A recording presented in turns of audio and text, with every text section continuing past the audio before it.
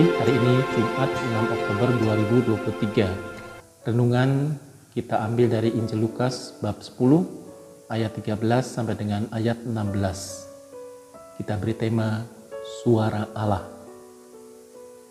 Sahabat Lentera Sabda yang terkasih, Allah selalu bersabda melalui peristiwa-peristiwa hidup manusia, peristiwa hidup kita. Suara Allah dalam peristiwa hidup kita manusia selalu mengandung kebenaran yang menuntun kita manusia pada keselamatan atau pada kebenaran itu sendiri. Tetapi seringkali kita atau manusia tidak mendengarkan dan tidak melakukan kehendak Allah, atau dengan kata lain tidak mau mendengarkan suara Allah dalam peristiwa-peristiwa hidup yang kita alami. Kita kurang bisa menangkap, kurang peka akan bisikan suara Allah dalam peristiwa-peristiwa itu. Mengapa demikian? Karena mungkin kita kurang memperhatikan, kita melalaikan, bahkan kita tidak menganggap penting peristiwa-peristiwa itu dalam hidup kita, sehingga kita sebetulnya tidak menangkap pesan yang sedang disampaikan oleh Allah kepada kita.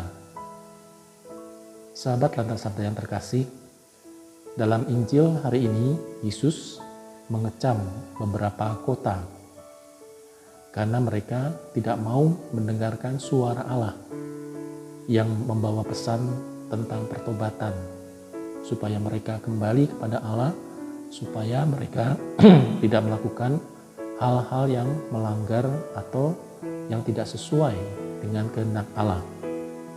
Maka Allah mengingatkan kembali dengan tegas agar mereka bertobat dan kembali pada jalan Allah.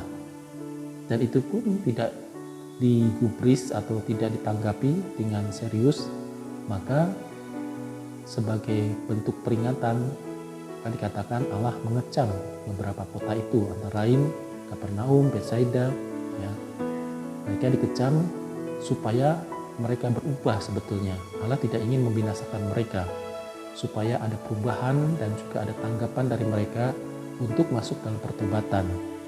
Kalau dikatakan Allah mengecam, bukan berarti Allah membinasakan, tetapi Allah sungguh mendidik dan juga memberi peringatan yang keras supaya ada perubahan dan juga manusia menanggapinya. Sahabat Lentera Sabda yang terkasih, pesan Allah tentang pertobatan disampaikan melalui para utusan Allah, yaitu para murid atau para rasul yang diutus oleh Yesus untuk pergi mewartakan kabar pertobatan ini, kabar sukacita, kabar gembira, yang tentu tidak lain tidak bukan di dalamnya mengandung pesan pertobatan supaya mereka menanggapinya, menghiraukan bahwa kerajaan Allah itu sudah dekat. Maka kalau kerajaan Allah sudah dekat, diharapkan mereka mengambil sebuah sikap, yaitu sikap waspada, sikap hati-hati, sikap mempersiapkan diri untuk menyongsong kerajaan Allah. Maka Yesus pernah berpesan kepada para murid dalam perutusan mereka, jikalau kamu mengampuni dosa orang, dosanya diampuni. Dan jikalau kamu menyatakan dosa orang tetap ada, dosanya tetap ada. Injil Yohanes bab 20 ayat 23. Kuasa yang sama juga sebetulnya diberikan kepada kita melalui para imam. Para imam yang ditabiskan itu mempunyai kuasa secara khusus.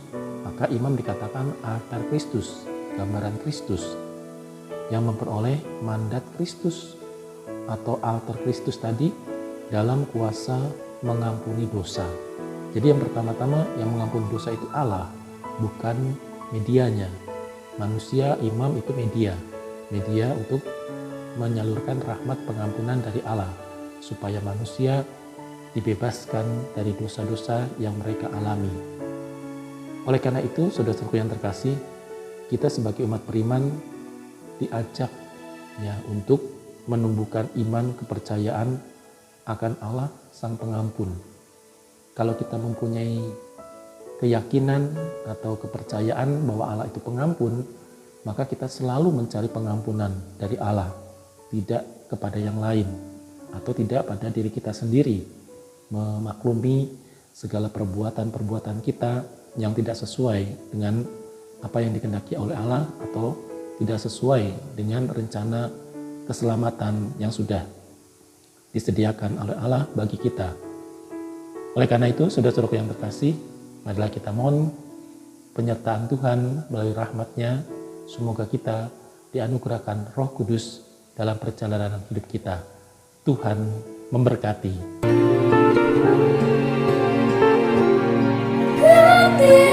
Sabda